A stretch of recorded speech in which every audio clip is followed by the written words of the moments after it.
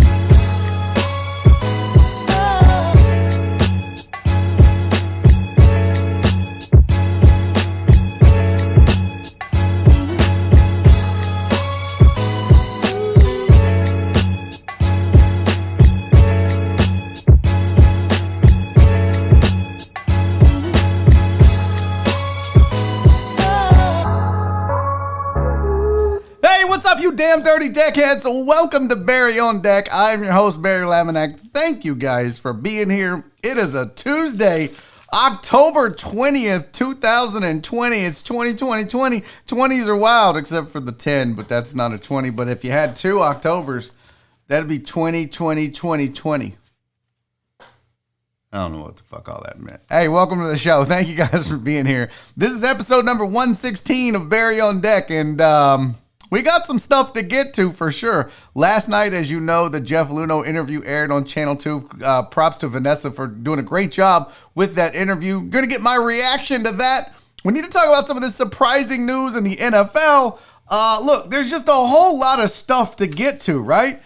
You can get paid to eat candy. Oh, yeah. Carole Baskin says she's bisexual. Plus, there's more to discuss. We got to talk about these goddamn hogs in my yard. Plus a bunch of other stuff. Really, it's just about the hogs in the yard. Everything else can go to hell. Seriously.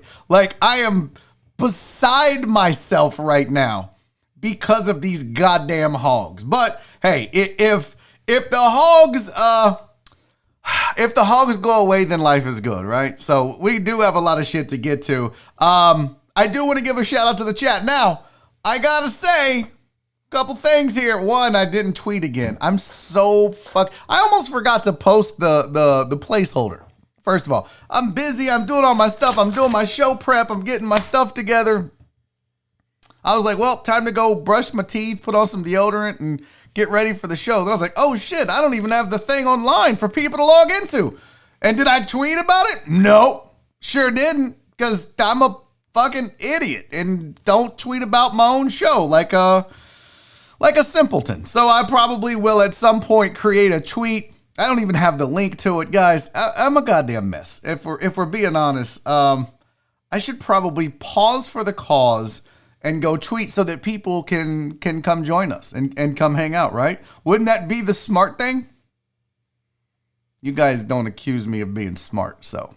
I gotta also confess to you that when I created the link for the show today, I scurried along to brush up the teethuses and put on the deodorants and get dressed, and I forgot to check who was first in the chat. So if it was the Reverend, I can't tell you. Now, on my screen right now, it's Sydney. And oh my God, I hope she was first. Just because fuck house, right? Listen, I do want to say what's up to everybody in the chat. Hi, Sydney. Hey, Fidel, Matt, Cowboy Fam. The Reverend is here, and I give the Reverend shit, but he knows I love him. Truck of Tacos in the building. There you go. Jesus Perez is here. Keith Sager. Aaron Little is here. Stephen Luther. Well, hello, sir. Justin Swinford in the building. Eric Resendez. My little oh, it was Fidel. Is that who got first today? Is that who got first? Because I see people congratulating him. I hope it was Fidel Limon, because he's a great dude. I see CC's in here. What's up, girl? Sandoval and H-Town. PK, what up, girl? Rick C is in the building. Who else? Rudolph Rodriguez. Sanitizer, wash hands, socially distance. Fuck, amen. Amen to all that, Rudolph. We need more of that. Less of this all huggy hug shit. People wanted to hug at the comedy shows this past weekend. I'm like, you fucking idiot. Why do you want to hug? That's not 6 feet. Uriel Villanueva's here. KD's in the building. We're going to get busy on some zombie shit tonight on Twitch. Brandon Martinez is here. Mimi, what's up, Mimi? How are you, sweetie? Richard Vales is in the building. Clarence Marshall is here. Francisco Abarca. Not. Oh, he said, first sale of my career at the winery. Dude, high five. Knuckle. Good job, buddy. I'm proud of you, Francisco. That's good shit, man. Congrats on that. Jen, thank you, sweetie. You are the best. You know why? Who else? Oh, Shock is in the building. What? Mike Liebeshock in the house, you guys. Chris Reyes is here. Sean Sweeney's in the building. Justin Kelm, Gregory Vega Jr., Wallace Wiltz, Aaron J. Bryant, Virginia Buttonweed. I always get messages from Virginia Buttonweed on the Discord, and sometimes I'm like, uh-oh, what's happening now? But apparently last night it got rowdy on the Discord, and it was all in good fun. My sweet Donna is here. How are you, sweetie? Walt is in the building. SVG. Oh, shit. We have a Connor Hogan sighting. Well, goddamn. Look at this. Junior's in the building. What's up, Junior? How are you? All right. Let's get after it, you guys. There's Marcia. Let's do this. Okay, hold on. Let me, I'm going to just tweet real fast. Hi. Come watch me. Here. What the worst fucking tweet ever. What's up, Jared Callahan? How are you, buddy? You hate me so much, Reverend? Well, okay. I guess I don't. I was going to run your commercial today. Yeah. It's in the log to run, you dirty son of a bitch. All right, guys, let's get to it. So much to talk about today. We have to start with some show updates. As we always do on the show, we start with show updates, right? Now, hold on.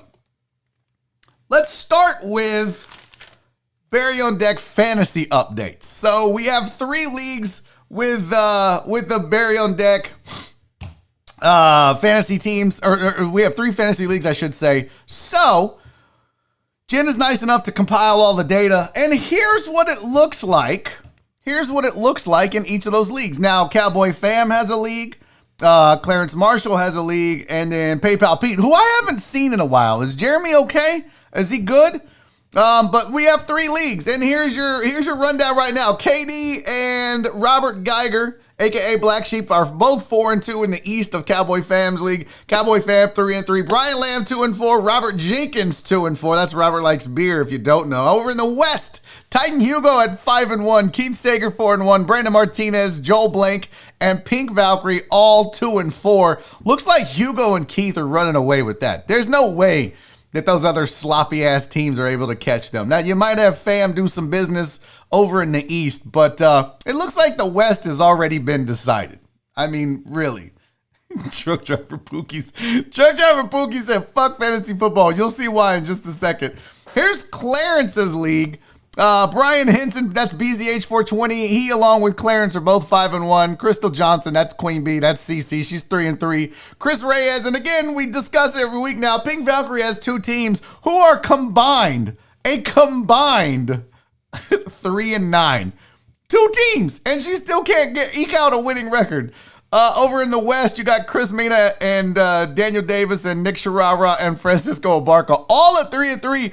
This is how bad Chris Householder is at fantasy. He can't even be average. He can't even be 500 with the rest of the West in this league.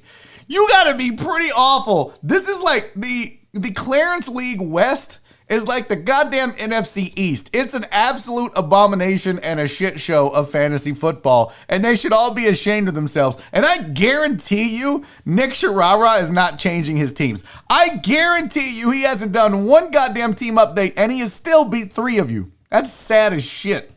That is real sad, and you should all be ashamed of yourselves. All right, lastly, in the PayPal Pete League, over in the East, Jen is 5-1, Jeremy Tinsley 4-2, White Magic 4-2, Josh, aka 713 Hooligan, is 2-4, and there you go, Truck Driver Pookie sitting at an abysmal 1-5. Who did he beat?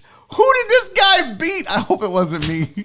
Walt Walker in the West at 5-1. Your boy B Lamb Dizzle 3-3. I got a big win this week against Jen. Gave Jen her first L.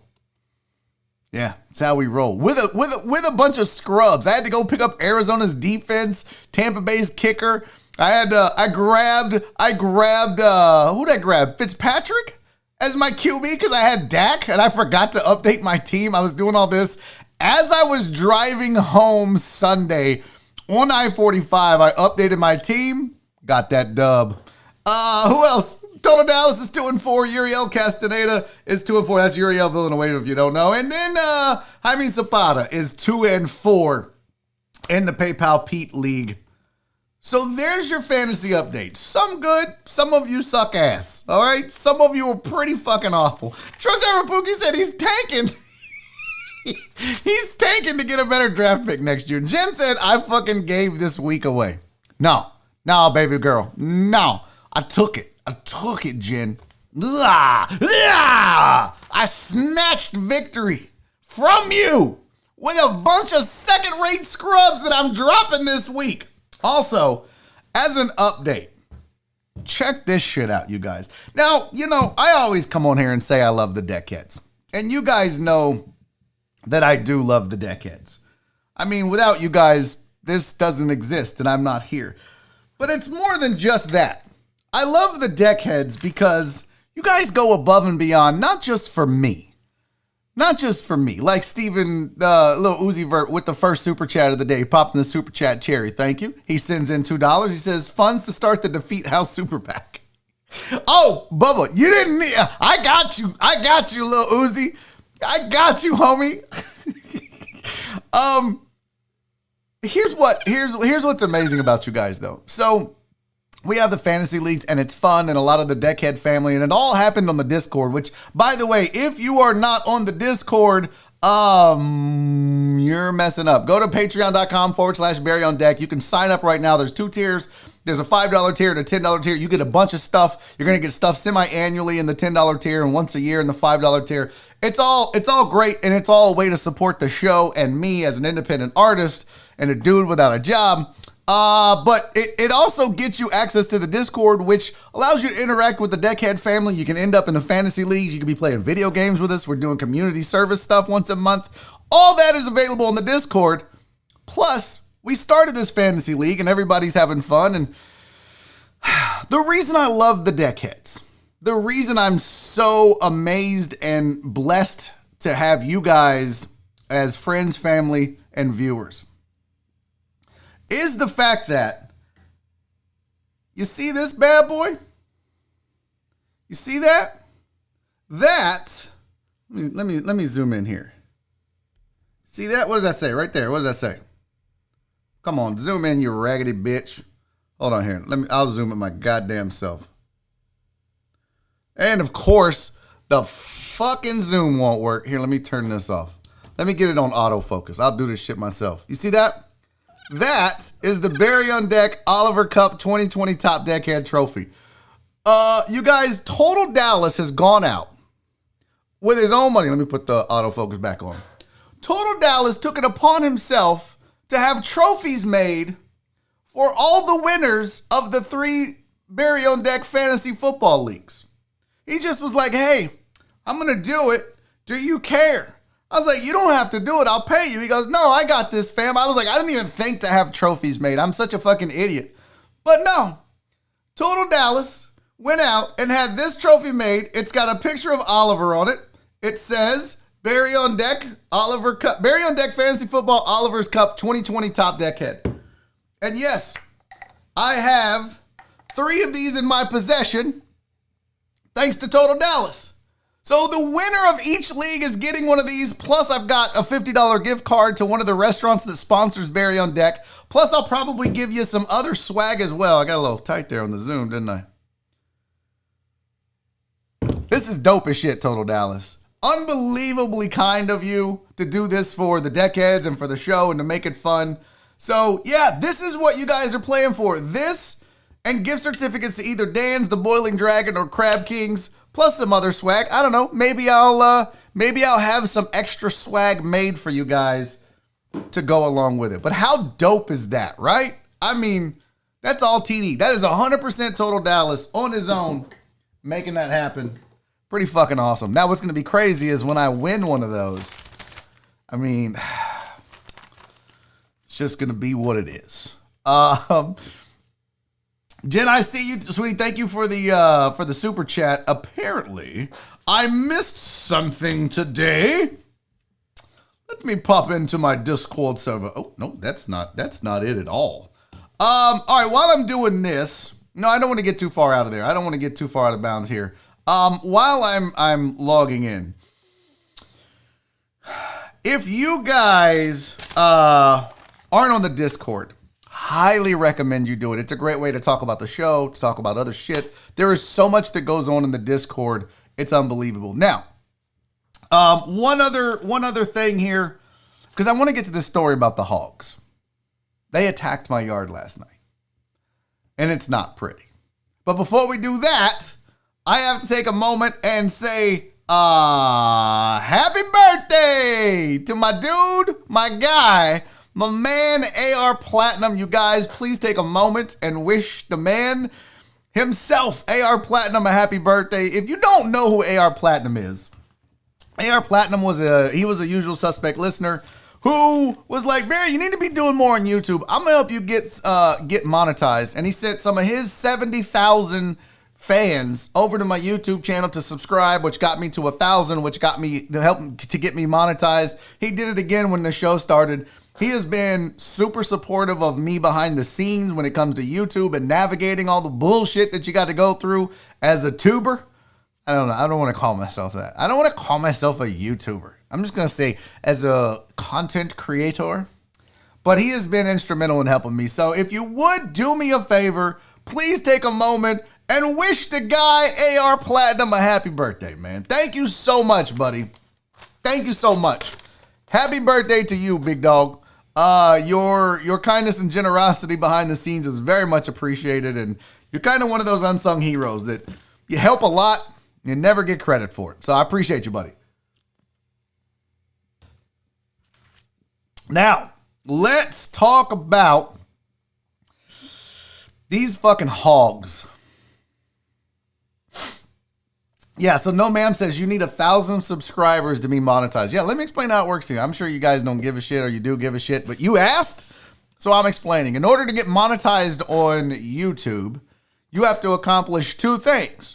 One, you have to get 1,000 subscribers to your channel. That's step number one. Step number two, which, you could go out and create 1,000 Gmail accounts if you had the time and go and subscribe to your own fucking channel, I guess, 1,000 times. But the other thing you have to have is 4,000 hours of watch time within the last year to get monetized on YouTube. No, sir. Reverend said, I thought it was 100. Nope, sir. It is 1,000. You have to have 1,000 subscribers and 4,000 hours of videos watched within the last 365 days in order for YouTube to monetize your channel, and then you can start making money on ads. And boy, let me tell you, once you start making money on ads, the money just flows in. I'll give you a good example here. Let me pull up. I'll give you an example of just how lucrative YouTube is. I'm gonna show you this, guys. This is I don't want to brag.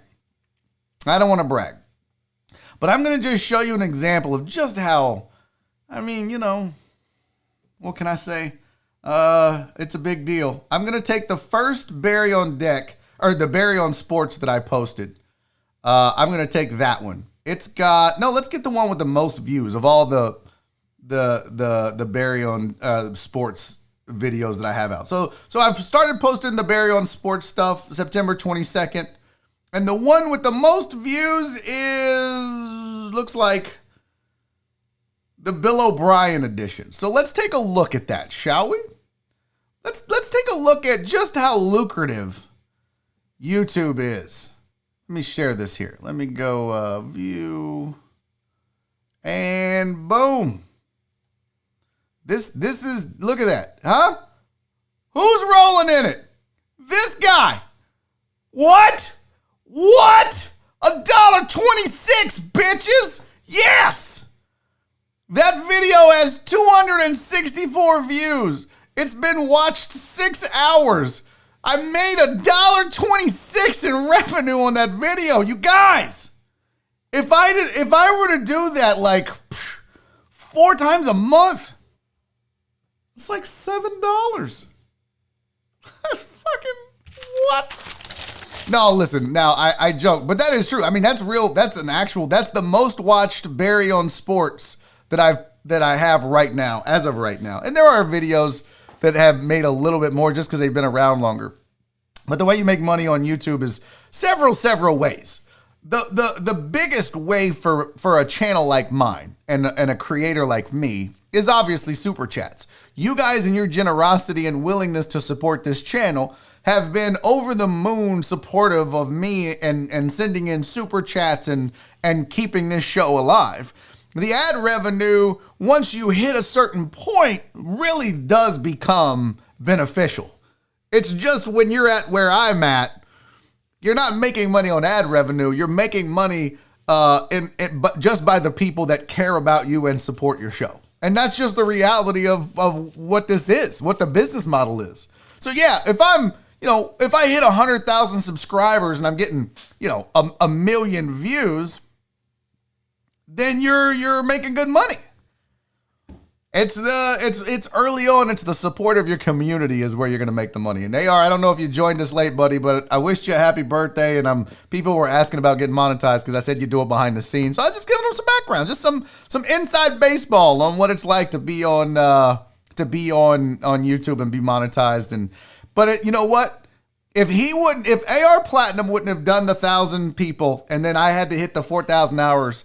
But if it wasn't for him, I probably don't get monetized right away, which means I couldn't have super chats, which means I wouldn't be able to do this show the way I've done it and upgrade it and grow it like I have. So props to him, man. I very much appreciate it. And I hope that gives you guys some insight as to what the show's like, what it's like to be monetized on YouTube. Some people said, I saw Hal say, that's why I went to Twitch. He said, that's why I went to Twitch, because it is easier to get monetized on Twitch. But, I think it just depends. When you look at YouTube, it's a search engine too. So I think if you're not gaming, Twitch doesn't necessarily make sense. If you're just wanting to do live stuff or videos or whatever, YouTube is the platform. If you're gaming, maybe try Twitch, or you can game on YouTube. And then Facebook is even harder to get monetized on Facebook. So anyways, I digress. Here we go. Now, let's talk about these fat bitches in my yard. And by fat bitches, I mean these raggedy ass feral hogs. Fuck these hogs as a staff, record label, and as a crew. This is my front yard, y'all. This is my front yard that I woke up to this morning. This is what my yard looks like right now. If you were to come over and hang out for the day, this is what you would be greeted by when you pulled up.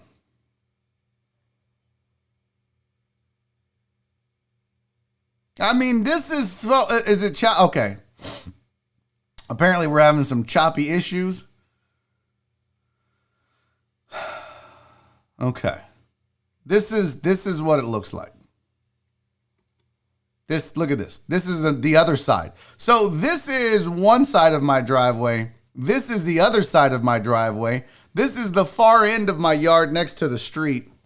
And then that's the bigger view of this view. That's just a different angle of it. Hold on. So like you can see the stuff on the left, you see that white mailbox? That's the same driveway that you see there. That's just a different view. So that's what I'm dealing with right there. This bullshit I get to fuck with today, tomorrow, this weekend.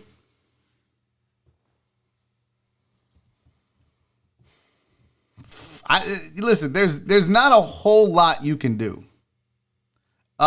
When you have feral hogs, it's your problem.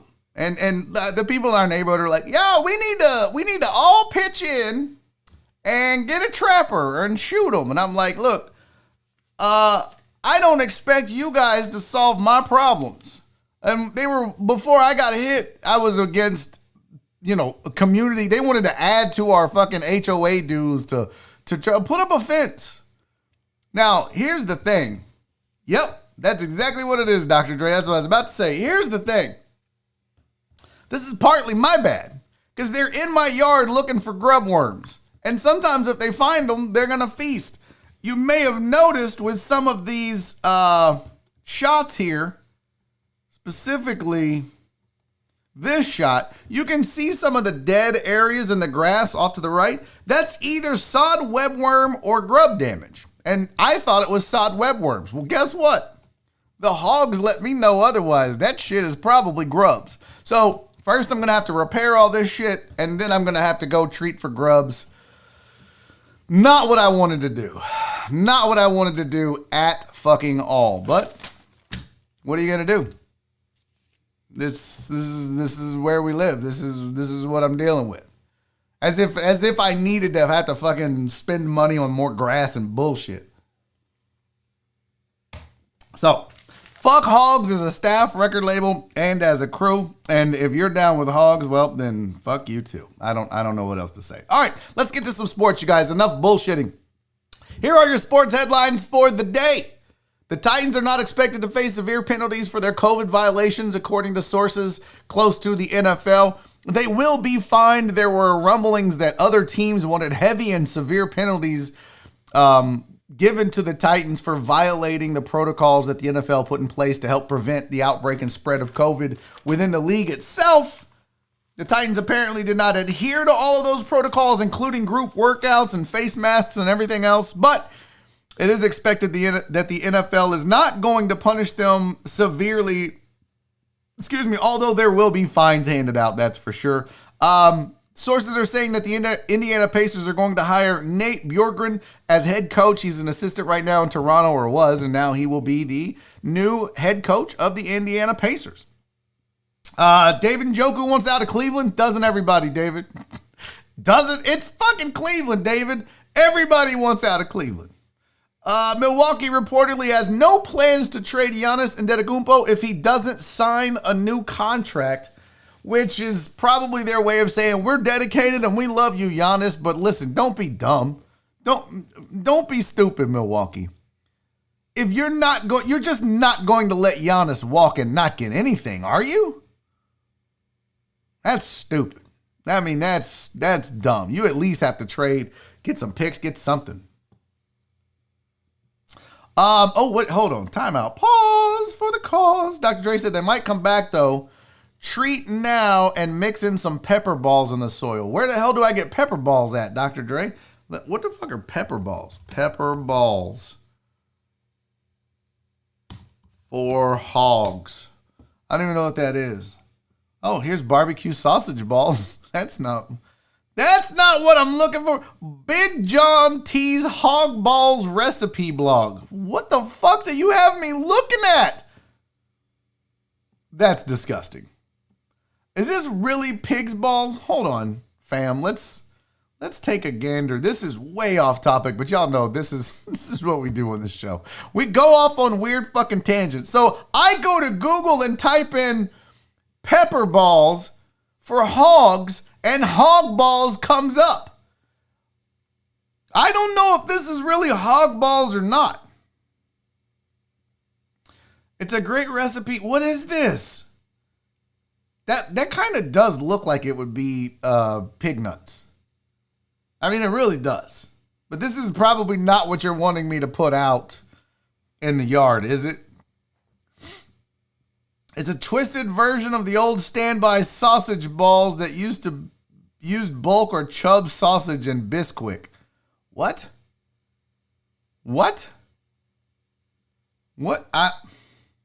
Originally closed. Okay. Well, this is not. I mean, that is definitely not what it does look delicious though. But I ain't eating no goddamn pig's balls or none of that bullshit. So, yeah, Dre, you tell me where to get the shit and I'll get it. Oh, it's ungrated pepper at HEB. Well, goddamn, do you know how much I'm gonna need? How do you just throw it out like it's granules or what? I gotta put that all over the yard? I'm so fucked. Do they have something I can put in a drop spreader and just put it out everywhere to prevent this shit? I'll look. Someone clip what? What did I say? What? KD, what did I say now? I hate your stupid face. Suck it. All right. Let's get back to the sports, shall we? That's all the headlines. Now, last night, if you missed it, I'm just going to get into it. There's no really good way to get into this. If you missed the interview last night with Jeff Luhnow on Channel 2 KPRC, you can find it on their website, I do believe, if I'm not mistaken. I think it's also on their YouTube channel as well. I could be wrong about that, but I think that they posted the full quote 37 minutes on their KPRC website, and then I think I saw it on their YouTube channel as well. But if you missed it, they had an interview with and I'm trying to get Vanessa's last name. I forgot. Is it Richardson? I want to say it's Richardson. Yes, Vanessa Richardson did an interview with Jeff Luhnow in his home about the cheating scandal and getting his side of the story. And I talked yesterday about, I was looking forward to this interview, and that, people were like, they're going to throw people under the bus and I'm not standing for it. And those people are fucking idiots. I personally wanted him to go in more on the rest of baseball. And I said I would be disappointed if he did. So let's discuss my thoughts on the Jeff Luhnow interview. I was confused. I'm not sure what to believe. I don't know if I 100% believe Jeff Luhnow had nothing to do with this and didn't know about it. First things first. If Jeff Luhnow, the general manager of the Houston Astros, had no idea, had no clue, no one had ever mentioned to him in the hallway, via text, via email, or anything else, that they were stealing signs and cheating, that speaks volumes for the control that he had over that clubhouse and his team. You can't be in charge and then say you don't know about stuff. That's not how this works, Jeff. I'm sorry, you don't get a pass. You don't get to claim ignorance. Well, I didn't know. It was under your watch. I understand the suspension. I don't necessarily understand the firing. I mean, I understand why he got fired. You're trying to make a clean break and improve your reputation. So if you're Jim Crane, that's what you do. But last night during the interview, he had several things to say. And one of those was that he had 22,000 emails that proved, amongst all those 22,000 emails and text messages and everything else, they never once mentioned that he knew. In fact, some people said, don't tell Jeff. Well, Commissioner Rob Manfred was on ESPN radio and had the following to say in rebuttal to Jeff Luhnow claims of the 22,000 electronic messages. He said the 22,000 electronic messages that Jeff talked about over and over again were a fraction of the evidence in the case. There was a lot of other evidence, electronic, testimonial, which indicated Jeff's culpability in this matter. If you just watched last night, you probably felt bad for Jeff Luhnow. You probably felt sorry for Jeff. I did. But then I started thinking about it. How do you not know? He talked about the email where, there was these pictures and it was 1,500 words. And I just said, keep up the good work. And they mentioned the system and I should have read it. Starts to break up a little bit there for me, Jeff. I wanted to believe you. I wanted to believe that you had nothing to do with it. But I think, and I said it at the time when he denied it, and I'll stand by what I said right now. It's foolish to think that a man as good as he is at his job, like Jeff Luhnow is, had no clue, no inkling, no idea at all whatsoever that the Astros were cheating. I don't believe it. He can say what he wants about the evidence. Now, we can talk about the fact that he was made the scapegoat for this and the players didn't face punishment. And, him and AJ Hinch were the ones, and AJ admitted to it and Jeff didn't. And you know what this feels like to me with Jeff Luhnow?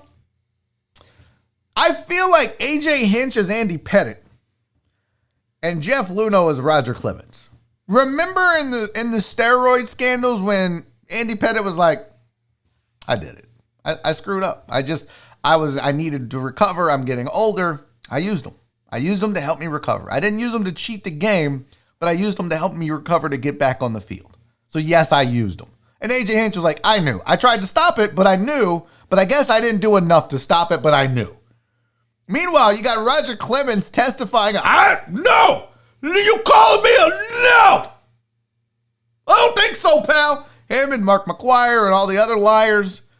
That's Jeff Luhnow. He's in that category. That's what this feels like right now. I really wanted to see Jeff go on TV and say, look, I knew. And I tried to stop it. And I said, don't do it. But they did it anyways, behind my back. They're grown-ass men. What do you want from me? I'm running a baseball team. I'm not in the dugout in the middle of the game. I'm up at the press box. I'm up in the suites. I'm on the phone with other GMs. I'm working. I'm not in the dugout. And then he talked about, I was part of the team that says, hey, we need to fix this. We need to have better policing in the dugouts. Yeah.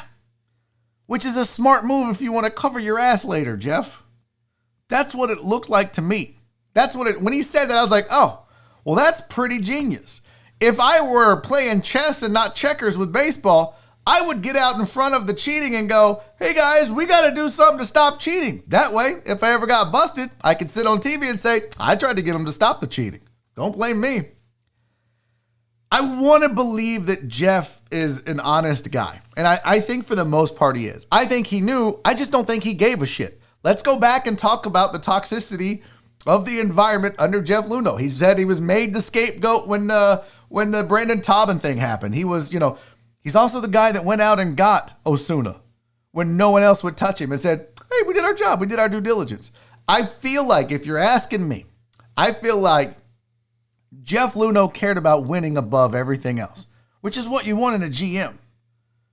But the problem is there are some times when humanity has to take a front seat to winning. With the Taubman thing, with the Osuna thing.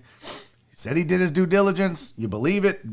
Jim Crane had to sign off on that. AJ Hinch had to sign off on that. The players had to sign off on that. Remember, there were some players in that clubhouse that were not happy about it. All of that, plus the cheating. I mean, you're not going to be able to convince me that Jeff Luhnow is 100% innocent in any of this. It's just not possible. He's too good at what he does. So, my reaction is, I wanted two things that I didn't get last night from Jeff Luhnow.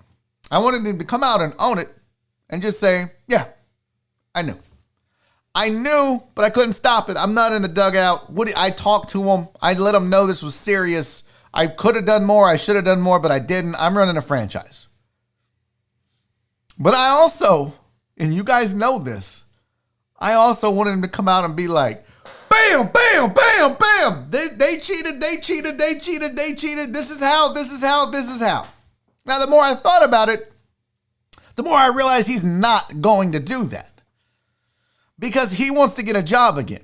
And maybe not in baseball. If you listen to the interview, he talked about the fact that he was considering football. Hey, Texans, do I have a guy for you?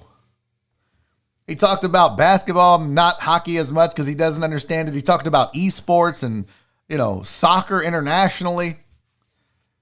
So he's weighing all of his options. And I think that he'll make a fine GM in any sport that he goes to that he's comfortable with because he's a smart dude.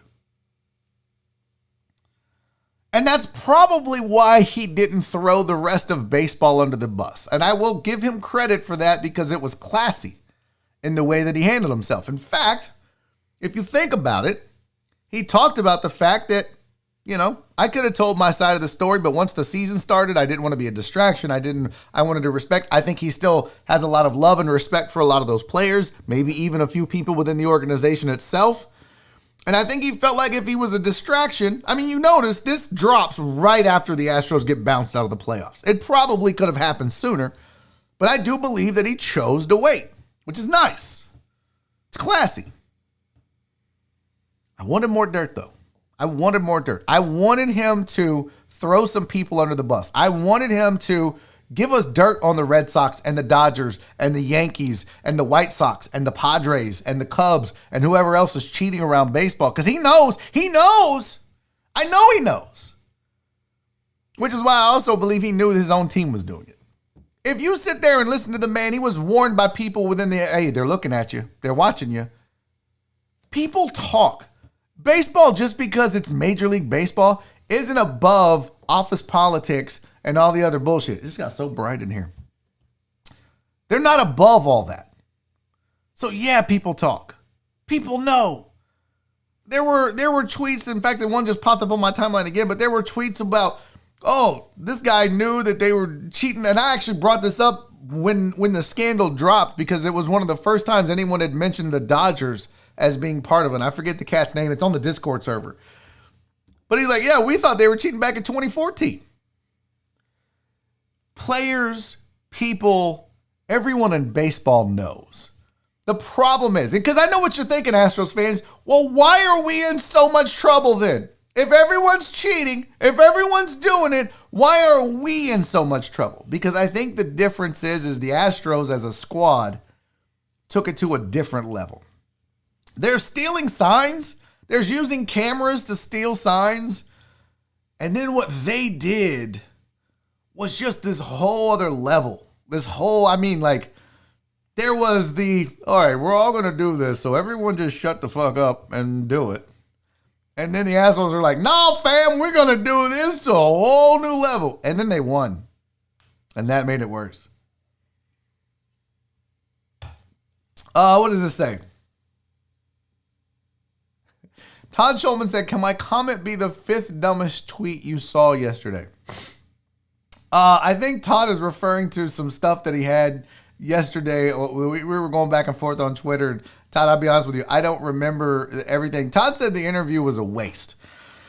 I wouldn't say it was a waste, Todd.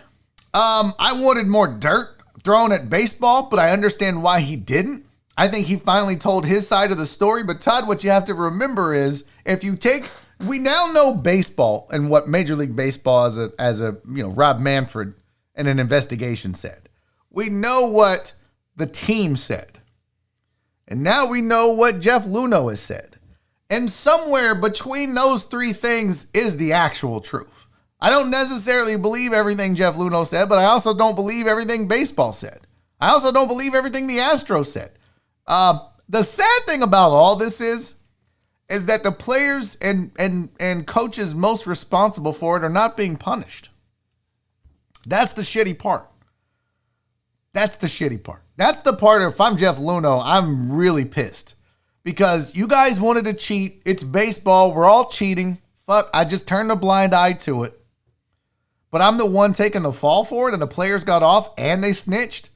Because it says, oh yeah, he knew. If you look at the quote that I showed you from Rob Manfred, including testimonial, which indicates Jeff's culpability in this matter. So people had to actually snitch on Jeff Luhnow when this all went down. There was another quote from Rob Manfred. Where the hell did it go? Nope, wrong button, Barry, you idiot. He said, Rob Manfred said, secondly, whether he exactly knew what was going on or not is really beside the point. After the Apple Watch incident, when the Red Sox used the device to steal signs against the Yankees, I wrote to all the GMs. I put them on notice that it was their obligation to make sure that their organizations were not violating any of the sign stealing rules. And that's the gotcha. What are you going to do? That was what the commissioner said. If your team does this, uses electronics to steal signs, you're in trouble. I don't care. This is it. It is your job to stop this. Jeff Luhnow didn't stop it. So while I watched it and I thought Vanessa did a great job with the interview. I thought Jeff handled himself well. The emotion was good to see. I thought he was very matter of fact and frank, and I thought he had some great talking points. But at the end of the day, do I believe he was so naive? I don't believe it. I just don't believe it. I want to know what you guys think. What did you guys think about the interview? Now, I haven't been paying attention to the chat. But what are your thoughts? What did you think about the interview? I know we know Todd's thoughts. So Todd says the interview was a waste. Eric Resendez said, what I care now is who was the main person who started the cheating?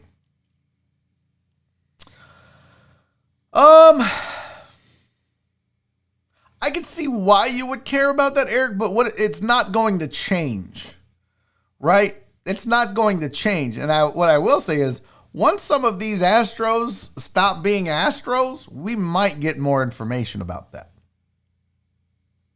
We might actually get more snitches coming forward and saying stuff about, oh, well, the mastermind was Bregman and Cora and Beltran and whoever else. And, Altuve wasn't involved, or Altuve was a mastermind, or, all we know for sure is that Tony Kemp wasn't having any of it. Tony Kemp was the only man of integrity on that squad. That's the only thing we know for sure. Like, everybody to a person was like, yeah, he didn't. I mean, it was how Tyler White used it at all and was as bad as he was is kind of baffling too. Why couldn't they have started this? Wait a minute, hold on. It just dawned on me, chat. It just dawned on me. The guy that the tweet was from on the Discord said that the Astros started this trash can banging in 2014. What the fuck was Chris Carter listening to? If they were banging trash cans and stealing signs in 2014, how'd this dude hit $180? What? Same thing, Tyler White and Singleton. And how the fuck were they that? How do you lose 100 games and you're banging on trash cans? And they didn't lose 100 in 2014. But still, what was their record in 2014? I know it wasn't great. I know it was, I think they were just teetering around 500 in 2014. I want to say I don't think they quite won 80 games. I might be wrong. Let's pull it up, shall we? Chatty chat. Let's see what the old Astros did in 2014 when they started cheating. Allegedly. Let's see here. Where the hell's the goddamn... Here we go. 2014. That's the postseason. That's not going to get it. Where's their goddamn record? Well, it doesn't show it. That figures. I got to go to Baseball Reference, I bet. That's too much work. Fuck it. I would be interested, though. I want to say they won 70 games in 2014, 70, 71, 76, something like that. I can look it up if I cared. But let's go to see what you guys think. Mimi said, it's what you do when no one is looking. Firm believer in karma. They all going to get what they deserve. I would agree with that too, Mimi. It absolutely is what you do when people aren't looking. Total Dallas says, that's what we call integrity. Joel said, I can't wait for the Bill O'Brien interview. Oh, God. Joel, please spare me on that. I don't give a shit what that guy has to say. Todd said, I just thought putting this on local news channel right after the ALCS was poor taste from a local broadcast. Why? I mean, Vanessa got a scoop. If you're in this business, that's what you live for, is an interview like that. And I think the opposite. I think it showed tremendous taste to wait until the season was over and not be a distraction and not have to have those guys in the middle of a hunt for the World Series, in the middle of an ALCS series, have to answer questions about the Jeff Luhnow interview. So I disagree. I think it showed tremendous taste and patience on the part of Jeff Luhnow to wait.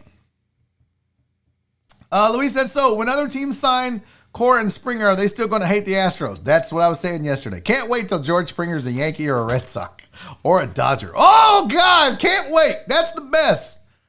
Going to be the best. Cowboy fam said it was a waste of time due to the info he said and question that was asked is already known. Yeah, but you didn't have him on record saying as such. He pretty much stayed quiet. He basically, we know AJ Hinch said, I knew. I tried to stop it. I should have tried harder, but I knew. Again, Andy Pettitte versus Roger Clemens. But we didn't have Jeff Luhnow coming out and telling his full side of the story. We got 37 minutes of him denying 100% knowledge of this. That's big, Cowboy fam. That's big. That might end up long-term hurting his reputation more than it helps. Because he's saying, well, I have proof I didn't know. And apparently Rob Manfred and the rest of baseball are like, well, we have proof that you did. They were 70 and 92 in 2014. Thank you, Dandy Dan. How the fuck? You knew it was coming and you still lost 92 games. Unbelievable. If you're going to cheat, be good at it. Tracy Harris said it's not cheating when you're using pictures of pitchers' grips on the baseball. Isn't that a technology advantage? So that's the thing. The difference here, Tracy, the difference is you can't use it in-game live. You can't use technology while the batter and pitcher are within a pitch. Does that make sense? So I can take pictures of the pitcher, their release points and everything else, and I can study those. And I can go, there's that famous thing of Aaron Judge looking at an iPad and then the camera's on him and he's like, oh shit.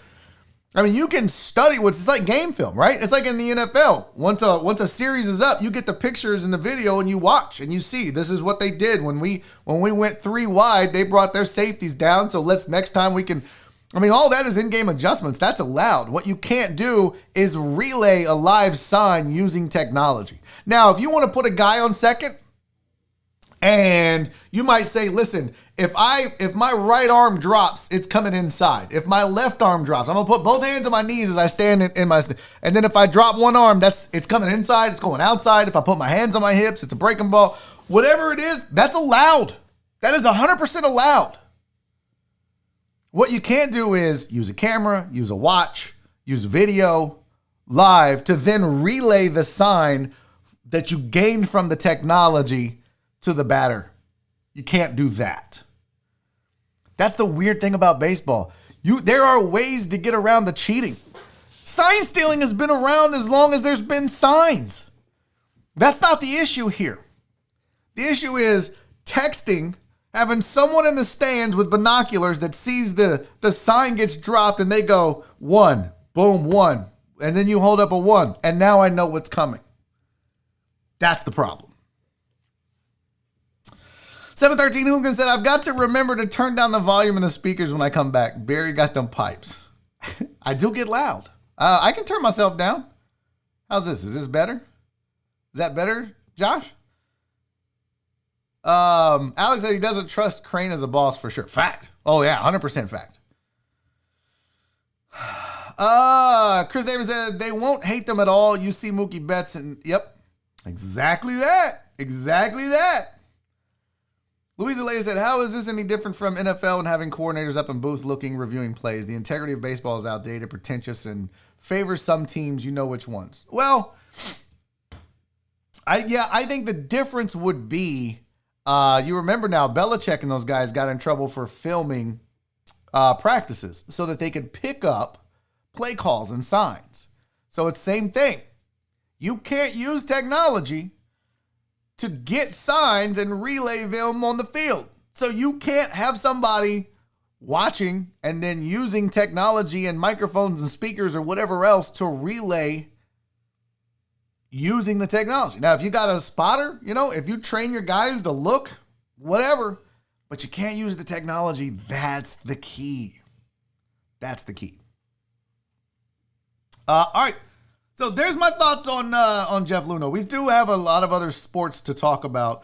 In fact, the World Series Game 1 is tonight. I'm ready for this. I'll probably be out in the yard when it starts, so I'm about to record it and hopefully get a chance to watch it later. I'm supposed to stream tonight as well, so that's not looking good. But the Dodgers are favored in the series. The over-under for tonight's game is 7.5. That seems like a lot when you consider these two pitching staffs. But the over-under is 7.5. I think I would take the under. And then Dodgers favored by 1.5. They are minus 166. The Rays are plus 153. KD calling his shot right now. Rays upset them in 6. Would it be an upset though, KD? I know that they're the favorite, so yes, it would be an upset. But damn, the Rays were a really good baseball team. It wouldn't surprise me if they win. I just feel like the Dodgers are are more well-rounded. Mimi said, I still have a hard time with doing all that live. I mean, how do they have the time? That's part of it. But you can dedicate people. Like, you could be like, all right, your job is to have on the Apple Watch so that when the person in the stands or when the camera picks it up and then in the back they're going to text you, it's going to happen live, and then you can just relay real fast to the runner who can relay it to the... If you practice it enough, you can get it down. You absolutely can get it down.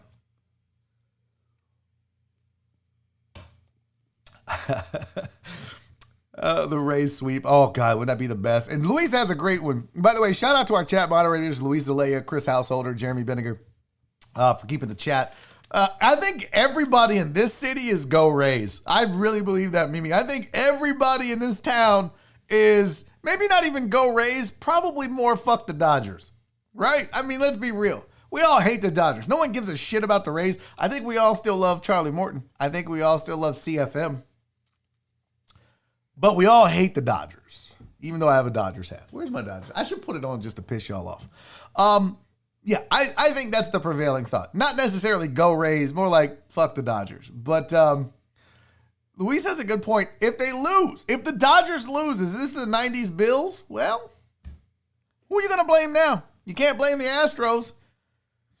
You lost to the Rays. You lost to the Nats. Like who are you going to blame? You didn't lose you lost in the ALCS or the NLCS. Dodgers are going to have to blame themselves if they lose this. So, White Magic said, here's my take. Are the rules outdated? Yes, but what they did is against the current rules and it's cheating, so therefore the title should be stripped. Blah.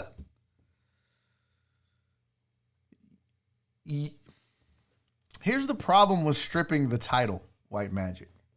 Here's the problem. And this is a big argument. And this is a valid argument in a way. A lot of people will say that. It was against the rules. They broke the rules. Therefore, they shouldn't be allowed to win the title. Can you prove that the cheating was had a direct impact on them winning the title? That's what you can't prove. The one thing that John Boy came out and showed us was, look at this at bat with Evan Gattis. You could clearly hear the trash cans. And he popped out, bro, or grounded out. It was an out. If you cheat and it doesn't help you, you're a dumbass. But if it doesn't directly affect the impact, might I remind you, White Magic, and I say this over and over and over, might I remind you that they won Game 7 of the World Series on the road in LA, where it was impossible for them to cheat. So I will remind you of the fact that they still had to get this done on the road in the playoffs. Did they win some games at home? Yeah, but they lost some games at home too. And they lost some games on the road and they won some games on the road. And that's why I don't think if this would have been if the Astros would have gone 162-0 and then never lost a game in the playoffs, okay. But it's not like they cheated every pitch. It's not like they cheated every game. And I don't think if you're going to start stripping, are you going to take away the accolades from everybody else in baseball because of the cheating? Because everybody's cheating. Everybody's cheating. Are you going to take away the 86 Astros pennant? Because we all know Mike Scott scuffed the ball. Come on. Come on. Mike Scott scuffed the ball. We know that. You going to take away all the Yankees and Red Sox and Giants and everybody that had a guy on steroids? Are you going to strip them of their title too? Because if you do it with the Astros, you're setting the precedence that you have to do it with every team that has had a cheater on that team. Whether it's a corked bat, a scuffed ball, sandpaper in their back pocket, steroids, sign stealing, whatever it is, you're going to have to go back and strip everybody of that. And that's why baseball's not doing it, because they know they would. Because as soon as you take away that World Series from the Astros, the can of worms, you've opened Pandora's box for good. Yeah,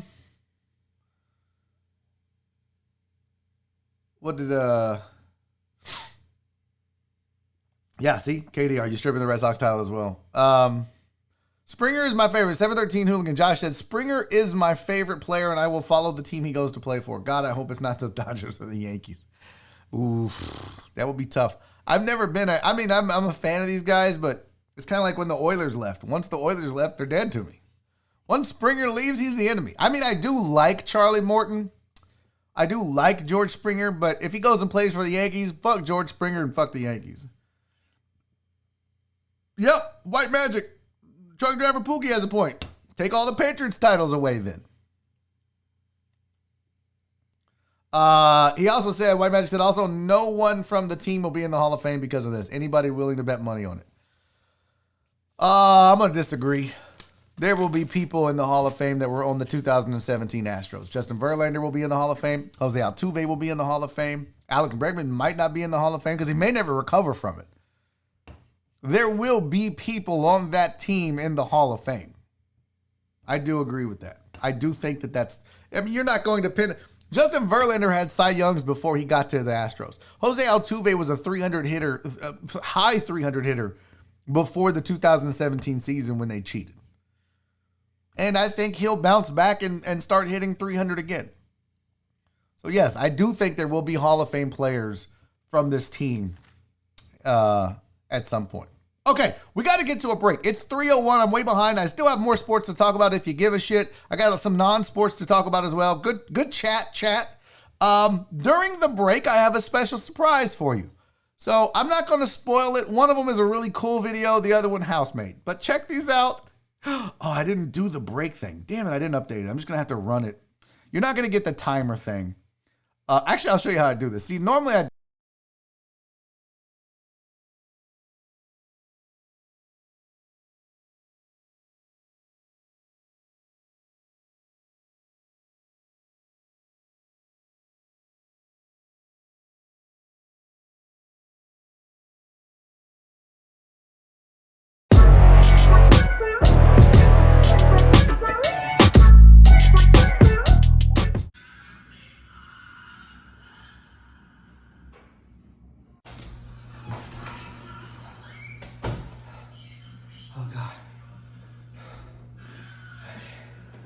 What is it?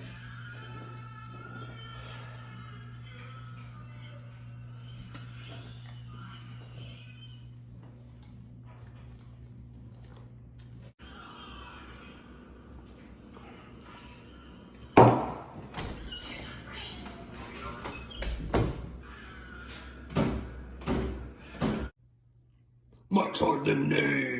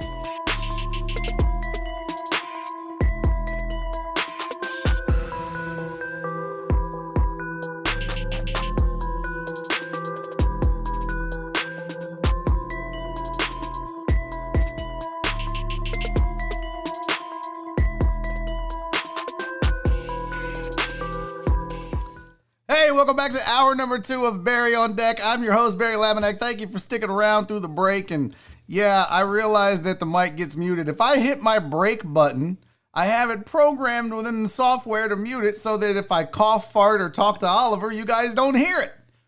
So when I hit this, you guys can't hear me because my mic gets muted. And if there was no video, you would see me, but there would be no mic muted. And you know what? D-Mata, you can suck it, pal. All right, D-Mata said, if and when Barry starts BiffNet, we are fucked with all the amount of technical difficulties that will happen. First of all, I challenge any of you to be able to run a goddamn show like this and not have any technical problems. Sometimes they're my fault, sometimes they're not. Second of all, D-Mata, if I do start BiffNet, bitch, I'm gonna have some help. Got a little aggressive on that. I hate when you guys give me shit about the tech problems. You understand. No, you don't understand, or you wouldn't stop fucking with me about it. I hate y'all. Welcome back to the show. What were we talking about before the break? Oh, happy birthday to AR Platinum. Got to get that in. I need to do a shot for my guy. I feel like No, Reverend, you don't get to hashtag BiffNet now. Y'all bitch about the goddamn tech problems. Why would I bring BiffNet around? Why would I bring BiffNet around? All you gotta do is bitch about how I fuck up BiffNet. This is from my dog, AR Platinum. I think I also need this to calm me the fuck down. I'm not mad. Cheers to my guy. AR Platinum, happy birthday, buddy. Cheers to the deckheads. Love you all.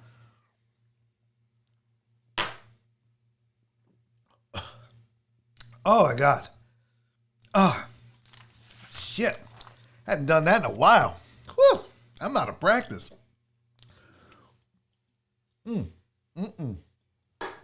Ah, shit. All right, got to get a new one in here. How's it? Don't yell at the investors. That's probably not smart. I hate all of you. Thank you for being here. All right. I like when Barry gets loud because he sounds like a girl.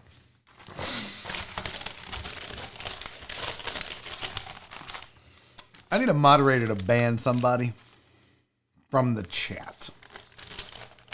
I'm not going to say any names, but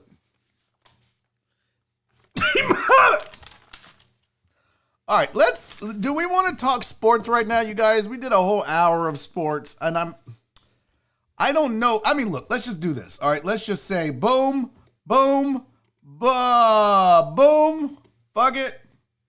Where the hell did it happen to mine? Okay. Your boy is getting the start. Yay, that's right. Tua Tagovailoa is going to be the starting quarterback for the Miami Dolphins after their bye week. It is official now.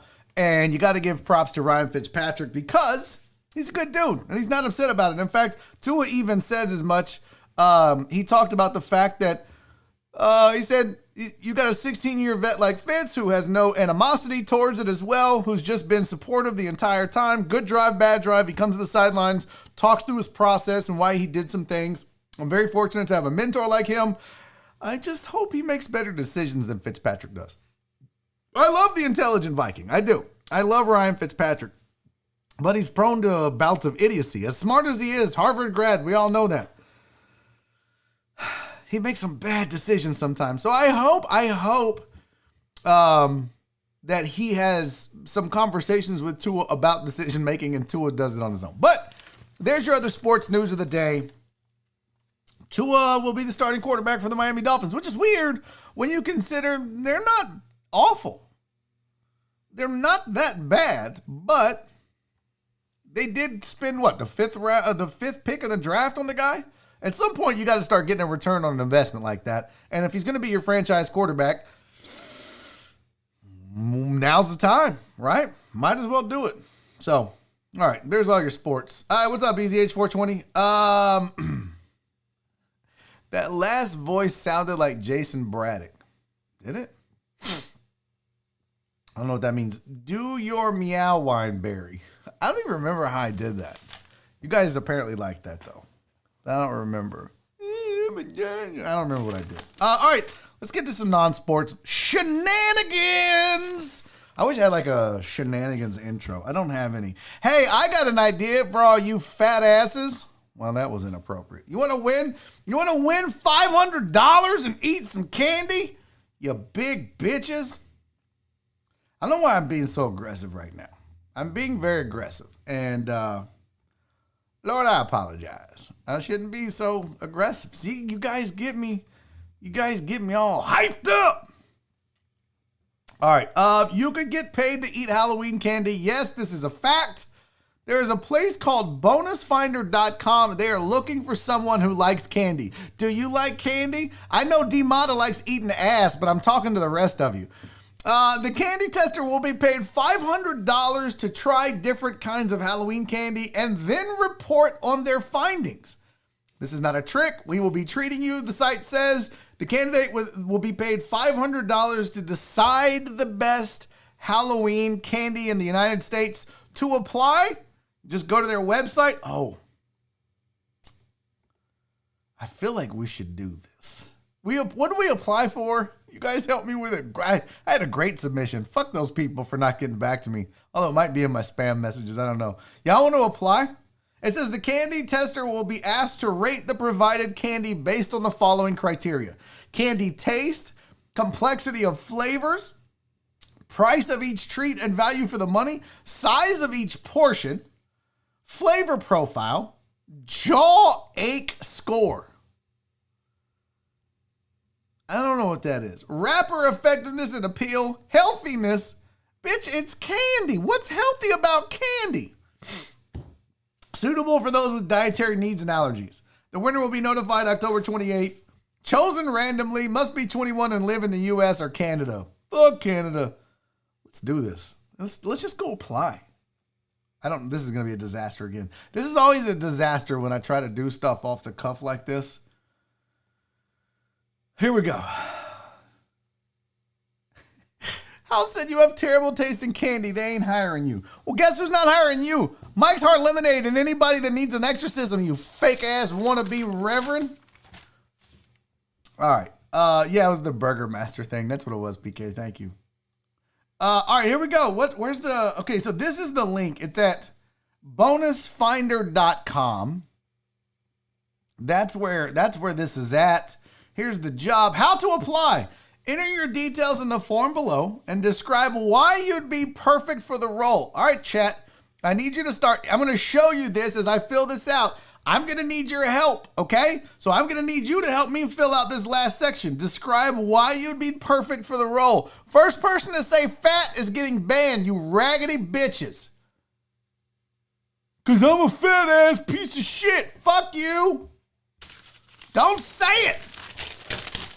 Make me shuffle my papers. So I'm going to start filling this out. I'm going to need you guys' help with why I should become the Halloween candy tester, all right? So let's do this here. Oh, I better be careful. You guys are going to steal my goddamn info. Let's see. Barry Laminack. I'll do this. Barry at barryondeck.com. I'm not giving y'all my regular. What state do you live in? Bitch, Texas, ho!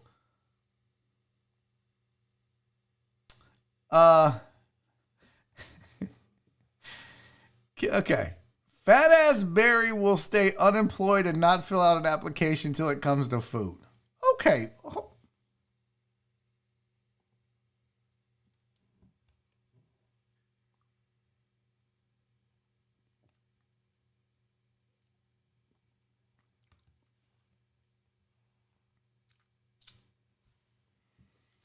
I'm going to say this in the nicest way I know how. TDP, you can go tuck your dick up under your balls, put it in your butthole, and fuck yourself. What would you have a radio and stand-up comic guy apply for in a fucking pandemic? What an ignorant fucking message. Not even funny. Not even joking. That was a shitty thing to say. You're an asshole. That was a shitty thing to say. So, go fuck yourself.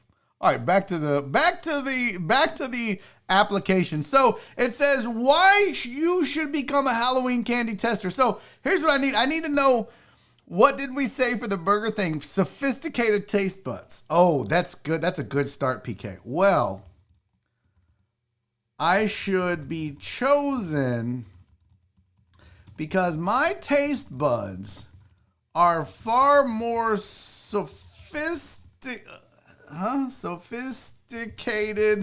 and superior to anyone else in America or the world / universe.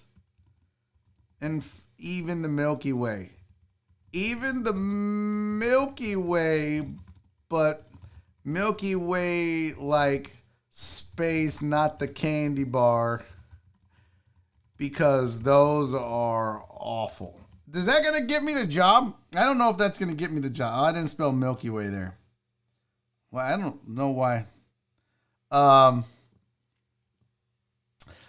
there you go. I like that.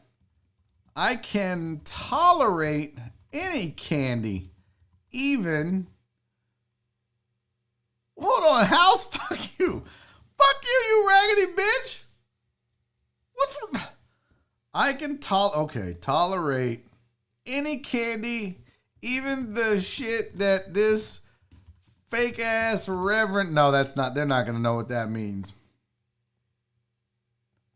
I can tolerate any candy, and I don't have a prejudice to certain candies like some closed-minded dickholes. No, like some closed-minded people. Dickholes is a little aggressive.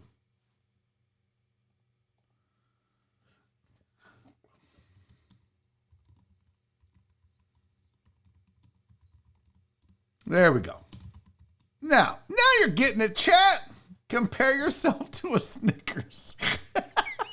Just as Swinford said, compare yourself to a Snickers. A perfect balance. Tell Almond Joy you don't have a prejudice, you liar.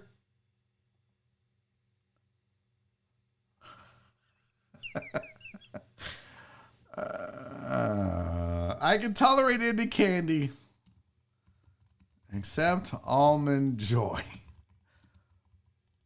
This probably isn't going to get me. Fuck those things. This probably isn't going to get me the gig. Should I leave that? Milky Way is not salted caramel, is it? All right, here's what we have. Are we good, chat? I'm looking through the chat here, and your sense of smell has to be good. Shut up. I don't even know what that means. Say you have a sophisticated palate. That's what it was. Well, I should be chosen because my taste buds are far more sophisticated and superior to anyone else in America or the world / universe, even the Milky Way, but Milky Way like space, not the candy, because those are awful. I like that. That's good. I can tolerate any candy except Almond Joy. Fuck those things. Nope. So we got to take that out. That's a little aggressive, chat. Little aggressive. I can tolerate any candy, and I don't have a prejudice to certain candies like some closed-minded people do, i.e. candy corn. I like this so far.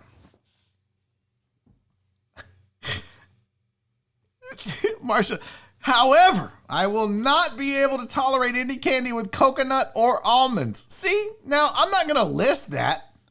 I'm just going to, immediately. My palate is far more sophisticated. Okay. What do I have here? What did I say? Oh, my palate. There you go. But for real, fuck Almond Joy. Yeah, for real. Fuck Almond Joy. My palate is, there you go. I like that better, House. Good call. My palate is far more sophisticated and superior to anyone else in America or the world / universe. Let's get kind of ridiculous with it. / space / there you go. World, universe, space. They'll be like, this guy's a fucking idiot. Okay. What's up with that? Why is that red? One or more fields has an error. What the fuck is the error?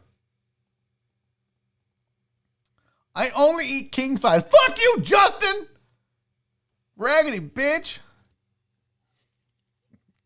Truck driver Pookie said, say that you were a real hot tamale. Well, if it matters, I not only have a great, sophisticated,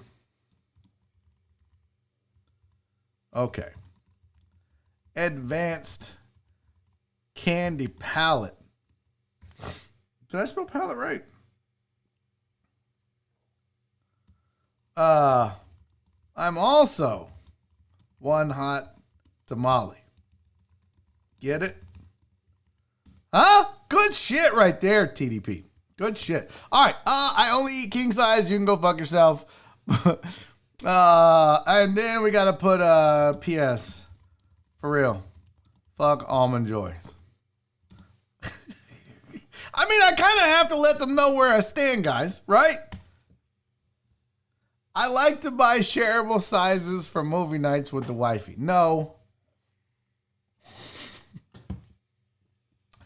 Okay, I think we got it. What's wrong with the fields here? I don't understand this. What state do you live in? I said Texas, bitch. What's wrong with that? I want an Almond Joy now. Did I spell tamale wrong?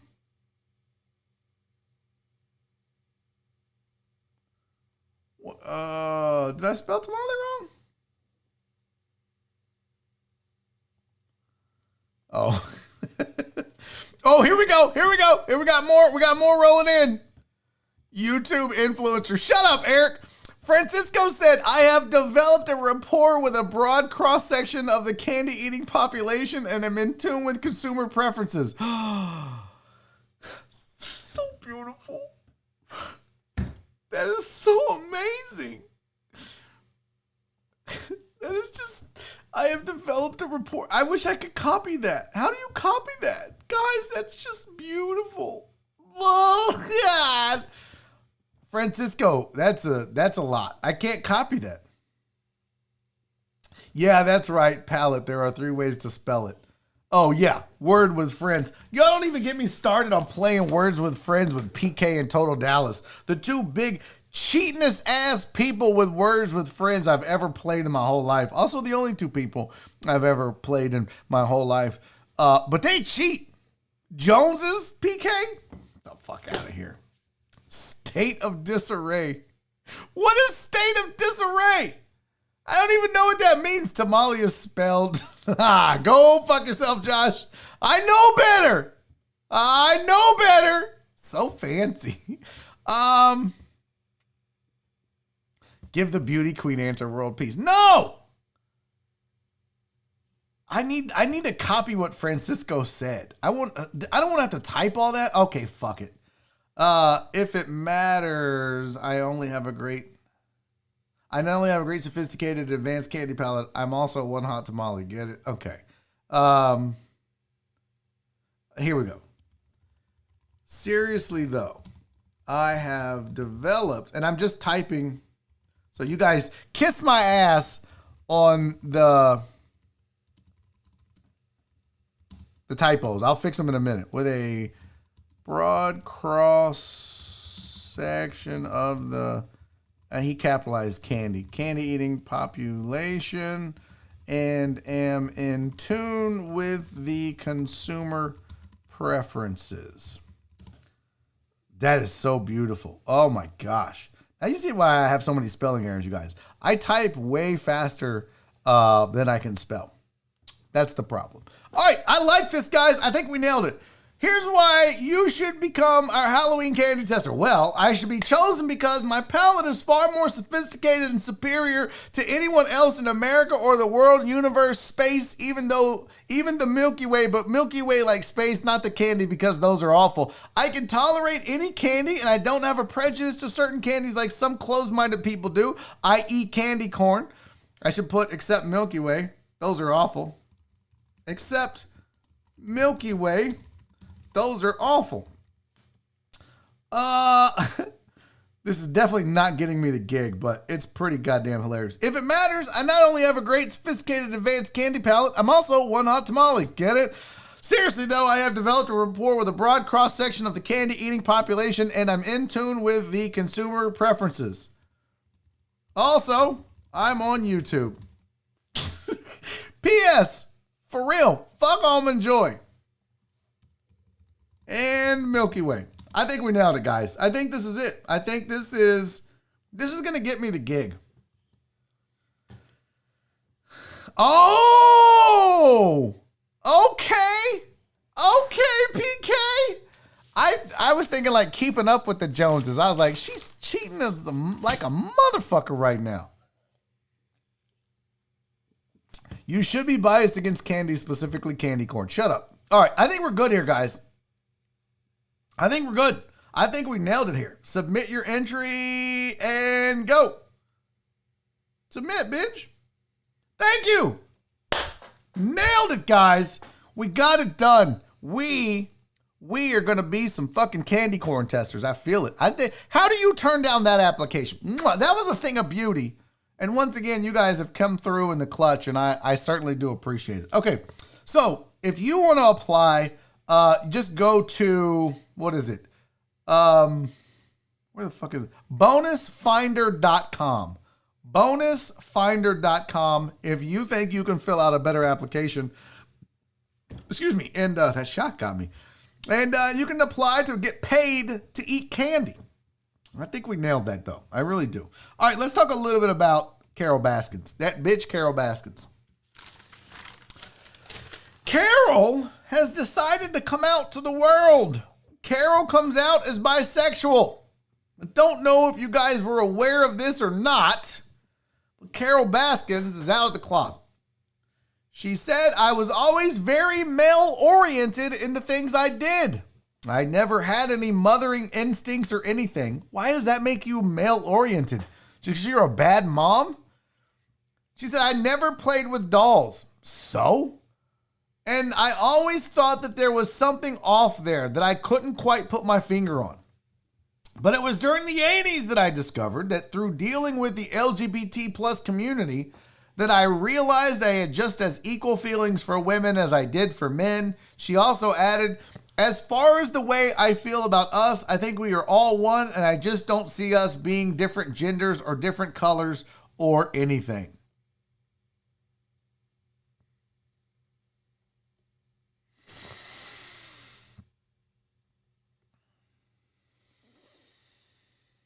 She killed her husband. Allegedly.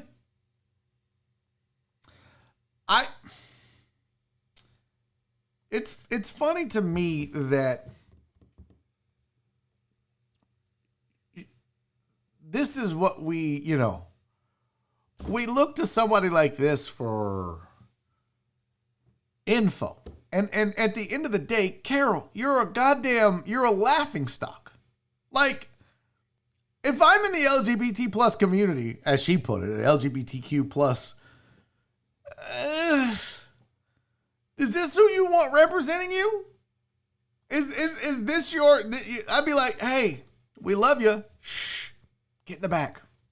We have far more accepting and wonderful people in this community that can represent us. A lot of people think you murdered your husband, so kind of just shut the fuck up and get in the back. And, if you got some proof that you didn't, then you can come forward. But until then, we kind of don't want a murderer associated with us right now.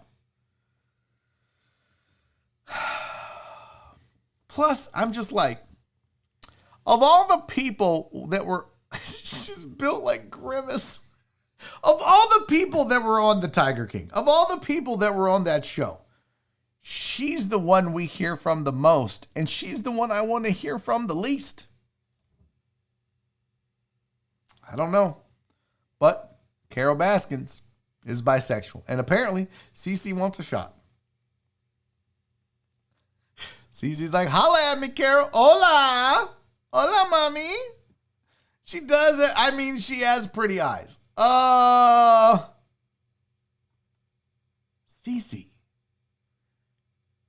Boo-boo. You could do so much better than this. The tiger and the lion or whatever the fuck that is better looking than Carole Baskins. She's not even a handsome man. You got to aim higher, CC. Carole Baskin. Plus, I don't want you to end up murdered. That's a real concern at this point. CC, right? BCH 420. CC going to go missing. Yeah. CC, be careful. I worry about your safety, girly girl. I worry about your safety. All right. There was an article. I promised this yesterday and we didn't get to it, but this is pretty interesting. This is the states, each state, and what their biggest phobia or fear is the most. So if you're wondering like, oh, well, what do people in Louisiana fear? Well, apparently they fear people. So the beginning of this article that published this said, a new survey published by security company ADT has found that anthropophobia, or the fear of people, has so far been America's most searched for phobia this year. Anthropophobia accounted for 22% of all phobias that people search for online, a fivefold increase since 2019. Searches for this term peaked between April 19th and April 19 and April 25 in parallel with the expanding COVID-19 pandemic. So what they did is they compiled what do states fear, from snakes to spiders to needles to clowns. And then they said, this is what it is. So let's take a gander here. Let me get rid of this thing. There we go. And this thing. So we have needles in Washington. Oregon is scared of the dark. California is scared of social media. Bitch, shut the fuck up. Every motherfucker in California is on Instagram and TikTok trying to get famous. Californians ain't scared of social media. They are social media. Get the fuck out of here. This is already whack. Nevada is scared of germs or viruses. Okay. Alaska is scared of people. Same, fam. Same. Hawaii is scared of heights. You can barely see it, but heights were registered there. Idaho said people again. Idaho. Is that Montana? I think that's Montana. Montana is scared of clowns. I don't know all my states, bitches. What do you want from me? Montana is scared of clowns. What is below Montana? That's Wyoming. Wyoming is scared of flying. Who is that? Utah is scared of failure. Little late, Utah. Have you not seen the Jazz in the 80s and 90s? Arizona is scared of failure. Colorado is scared of the dark. New Mexico is scared of people. North Dakota is scared of holes. So many jokes. Not even going to make a butthole joke right now. I'm not going to do it. South Dakota is scared of people. Nebraska is scared of public speaking. I mean... Could have put education. Kansas is scared of people. Oklahoma is scared of flying. By the way, pretty impressed so far at how many of the states I know. Texas is scared of the outside. Fucking what? Texas? Let me tell you something. This lost it right there. There's no way that Texans are scared of the outside. We are the outside. I don't even know what that means. That doesn't make any sense. Texans are not, more Texans hunt than vote, probably. There's no fucking way that Texans, now the holes thing is weird, but the outside thing is dumb. There's a big difference. House said North Dakota scared of holes. Why? They are all too fat to fall in them. Okay. John said, you know how hot it is outside, Barry? True. All right. Let's see. Minnesota is scared of being alone. What is below Minnesota? That's Iowa, right? Iowa is scared of people. Missouri is scared of being alone. Arkansas is scared of people. Louisiana is scared of people. Mississippi is scared of people. Georgia is scared of people. No, that's not Georgia. That's Mississippi. Alabama, my bad, is scared of blood. Georgia is scared of the outside. Florida is scared of germs or viruses. South Carolina is scared of the dark. North Carolina is scared of failure. Tennessee is scared of blood. Kentucky is scared of teeth. Toothbrushes. No, they're scared of flying. West Virginia is scared of snakes. Virginia is scared of people. Ohio is scared of needles. Indiana is scared of being alone. Illinois is scared of intimacy. Michigan is scared of spiders and 8 Mile. Pennsylvania is scared of flying. New York is scared of intimacy. That one doesn't surprise me. New York, what? Get the fuck off of me, eh? I know we're fucking married. Why are you hugging on me, eh? Fuck! You're always hugging on me. Fuck, I can't breathe. The fucking love and the hugs and shit. The fuck out of here. And then I can't read all those goddamn. New Jersey's scared of the dark. What else? Rhode Island is scared of space. I don't know. Maine is scared of flying, blood, clowns. Oh, we have a clowns sighting. There hasn't been that many on here. Failures. Holes again? Who's scared of holes? That's just a weird ass thing. But I think when I saw this, I was like, all right, there's some weird stuff on here. Holes, being alone. But the fact that Texas was scared of the outside is pretty stupid, actually. Okay. Oklahoma should be scared of books and the library. I think somebody needs to do a map of the ugliest states in America. I think California and Texas and Florida would be some of the better looking states. I think as a world traveler, folks, as a man that's traveled this country and seen a lot of things, I'm going to tell you right now, there's some ugly fucking states in this country. There are some pretty states. By far, California has the best looking people. Also the weirdest, but the best looking people are in California. Florida probably second, Texas third. And we can talk women, men, or whatever. I'm going to tell you right now, though, this is going to hurt some feelings.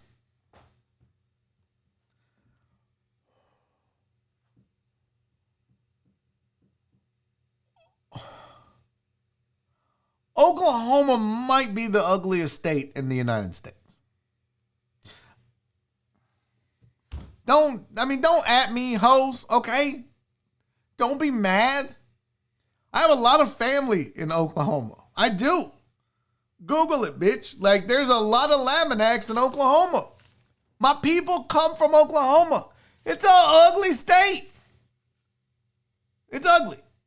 Also, Chicago is an ugly city. Some of the ugliest people I've ever seen in my life reside in Chicago. Now, you can say what you want. Chicago got some ugly ass people in that city. So we can just lump Illinois in, since Illinois, basically they could just change Illinois to be the state of Chicago, because no one gives a shit about anything in Illinois outside of Chicago. Facts, fam. Don't at me, hoes.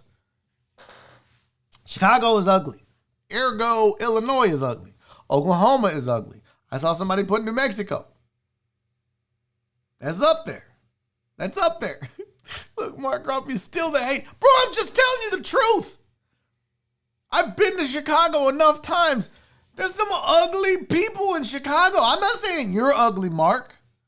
I'm not saying you're ugly. I'm just saying there are some ugly ass people in Chicago, in Oklahoma, in New Mexico. Oh shit, I think I got a sign for this, you guys.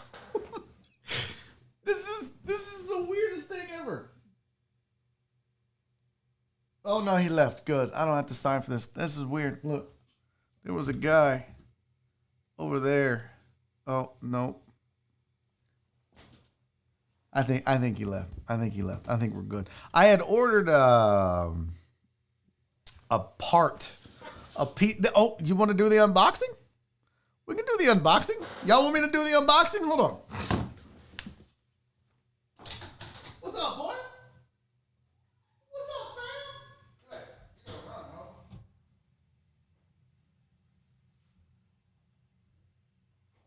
Where you go, Oliver? Don't run, wait! All right, let's do an unboxing, shall we? Did I get more liquor? No, I kind of wish. Okay, I'm not going to show this because y'all freaked out the last time I put my address on there, and then I started getting mail from people. I won't mention any names, but it was a little alarming. Let's not be weird, guys. So, let's see what I got. It's loud. No, the girls didn't get me anything. It's so loud. What the fuck is this kind of weird ass?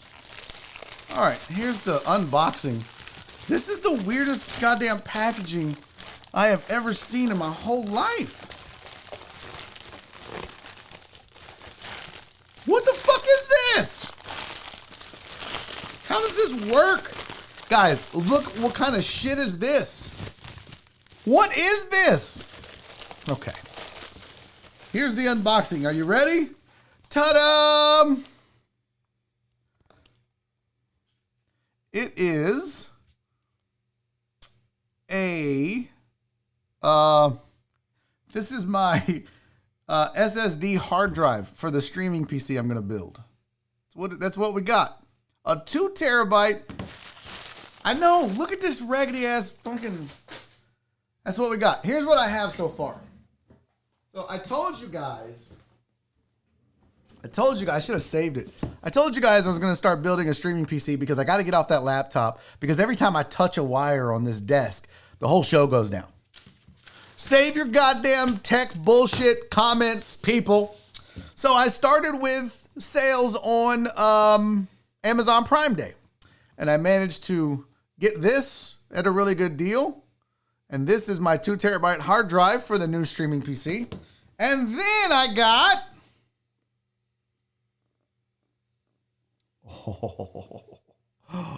Oh my God. Daddy got him a Ryzen 3900X. Yeah, Ryzen 3900X. So this will be the processor for the new streaming PC. And the cool thing about the 3900X, if you don't know,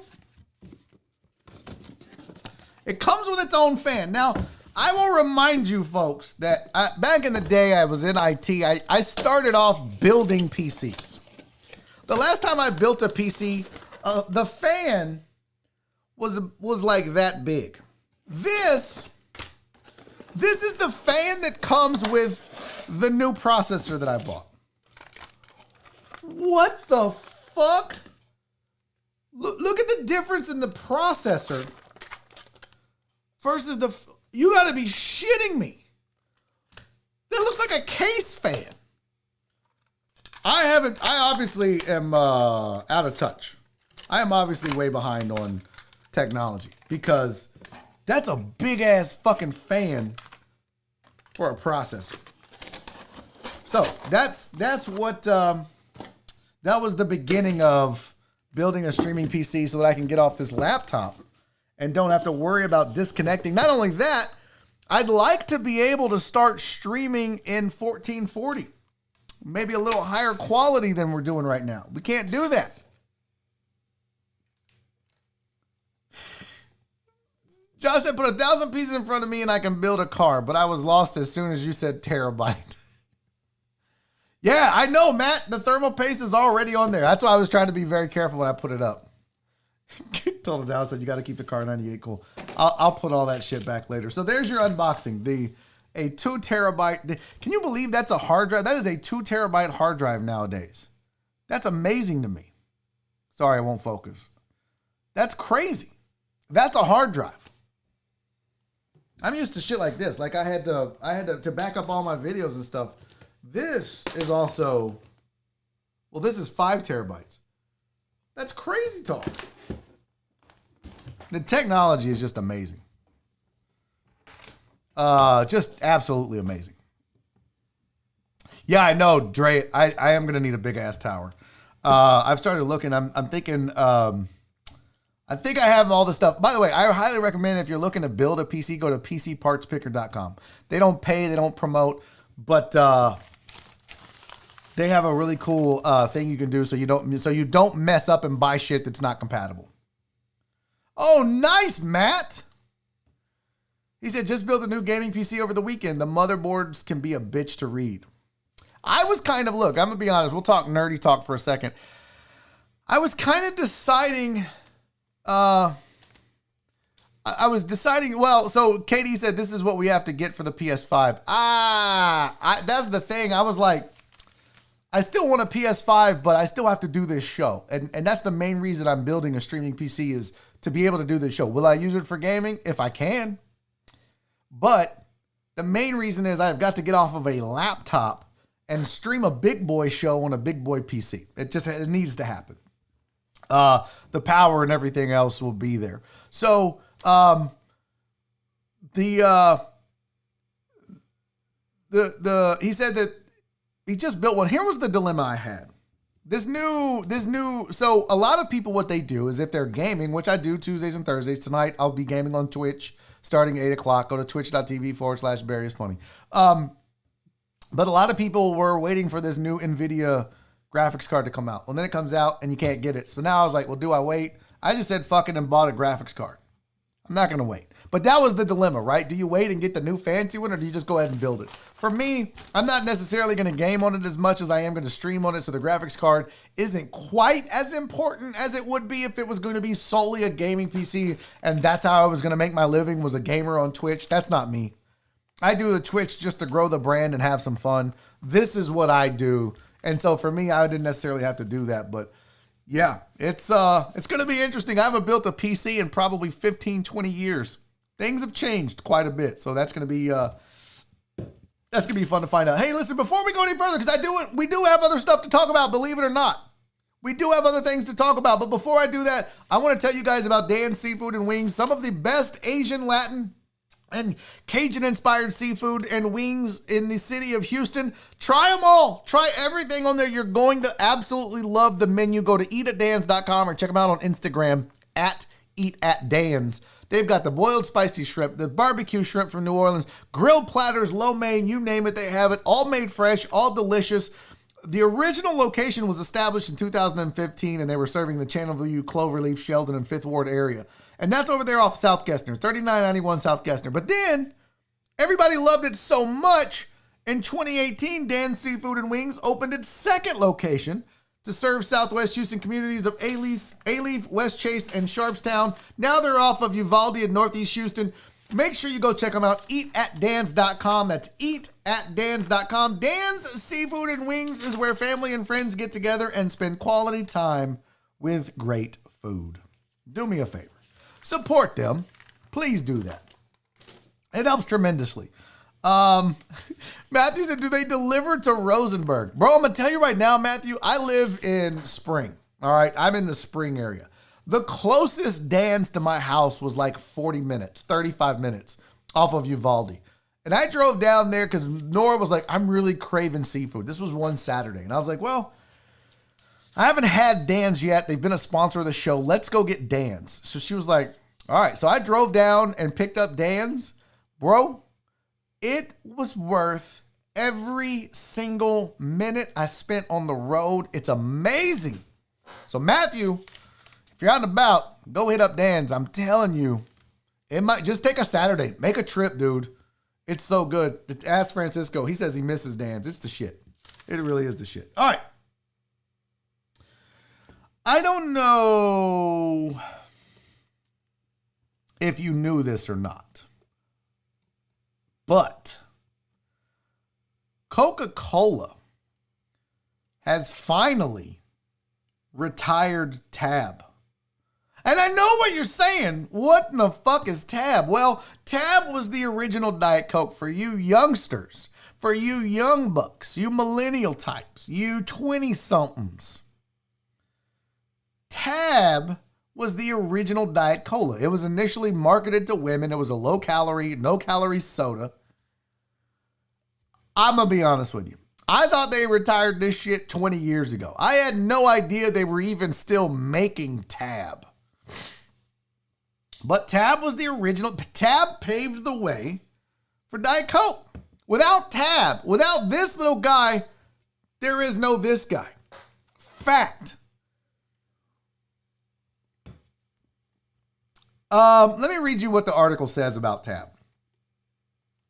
It says, oh, that's the wrong goddamn article. Why did I click on that article? That's not the one I wanted. It says, we are forever grateful to Tab for paving the way for the diet and light category and to the legion of Tab lovers who have embraced the brand for nearly 6 decades.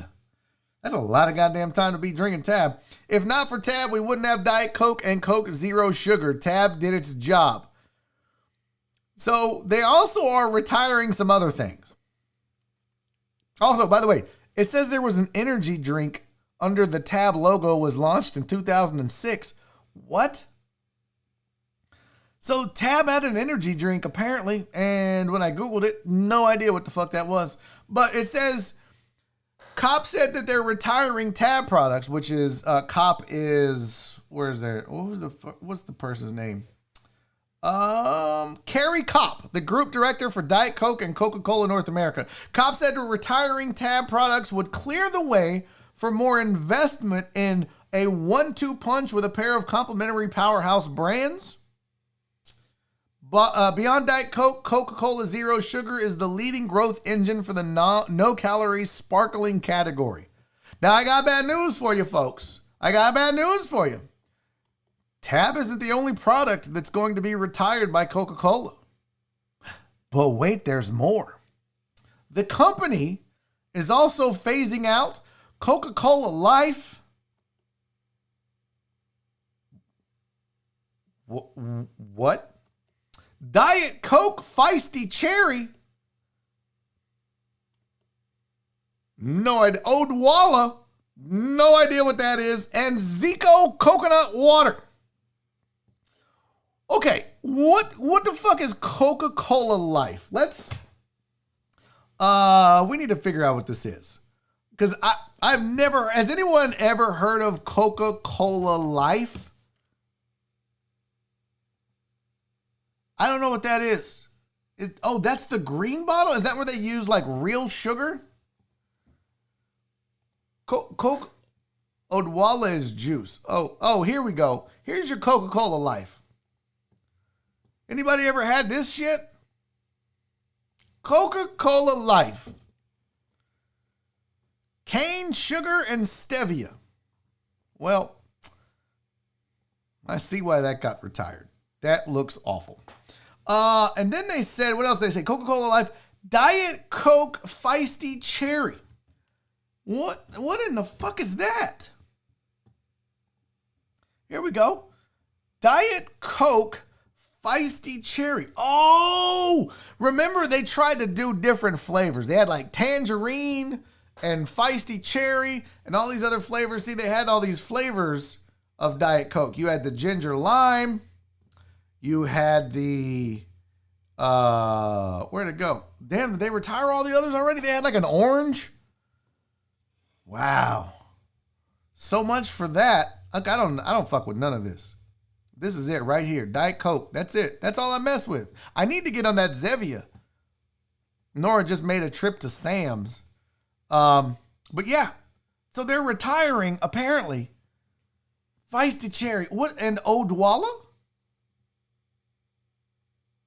Oh, okay. This is what Odwalla is. Never heard of this. I don't know what the fuck that is. Odwalla. Anybody ever drink any of this shit? Probably not. That's why they're retiring it. So if you're a big Tab fan, I remember my mom used to drink Tab back in the 70s. I remember that was the first sip of Tab I ever had. I haven't had a fucking Tab in years. Years. Probably since the 70s. And I was born in 74. So Tab is going bye-bye. They're officially retiring it. I wish I could see a chart of Tab sales in the U.S. Like, I wish Coke would be like, here's all of our sales. You got Coke, Diet Coke, Sprite, yada, yada, yada. And then at the very bottom is like Tab and Odwalla. PK said, I used to drink it. Fuckload of sugar. Surge is Mountain Dew with extra sugar. Ooh. Huh.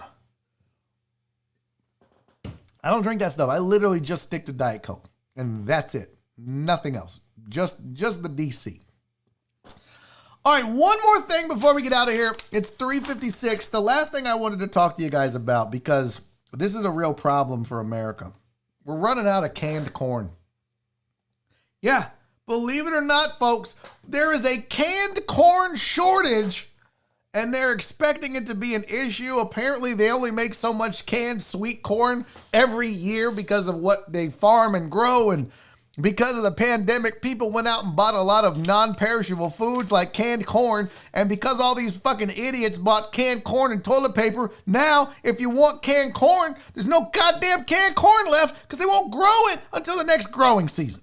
So if you, as a fine, upstanding American, are sitting on a plethora of canned corn, I invite you to suck it. You are creating an issue that doesn't need to exist.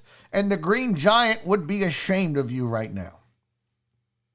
So if you're looking for canned corn, it ain't out there. Well, I mean, it's out there. But there's going to be a shortage of it, especially the sweet corn. I don't know. We probably have like 2 or 3 cans of corn. I don't give a shit. I'm a rice guy. If I'm going to eat a starch, rice, potatoes, corn, whatever. I can my own corn. Shut up, Sergio. I feel like my voice is going. Donna, are you stockpiling corn on me? God damn it, Donna. Oh, man. Canned corn doesn't need to exist. Yes, it does, Mark. Canned corn is for the lazy people like me who don't want to go out and get real goddamn corn and cook it. I want to open up my corn, pour it into a pot, turn the burner on, walk away, come back. Corn is hot. Time to eat corn. I'm not trying to fucking shuck a corn. Shuck a corn. Let me rock it, shuck a corn. All right, no, that was way off. No, I don't like canned corn. Why? What's wrong with canned corn? You people are so picky. And by you people, I mean Donna. Yeah, my voice is getting shot. I have a feeling it's going to go out on me. I was trying to do the Barry on sports yesterday and it wasn't going well. I had to do like 15 different things. All right, guys. That's the end of the program. It's 3:58. Thank you for tuning in to another episode of Barry on Deck. Hope you guys had fun. Thanks for helping me fill out that application. I'll let you know if we win. So until tomorrow, thanks for hanging out with me. You guys know what to do. Be safe. Be kind. Hit subscribe. And most importantly, love each other. Please, love each other. I'll see y'all tomorrow, guys. Until then.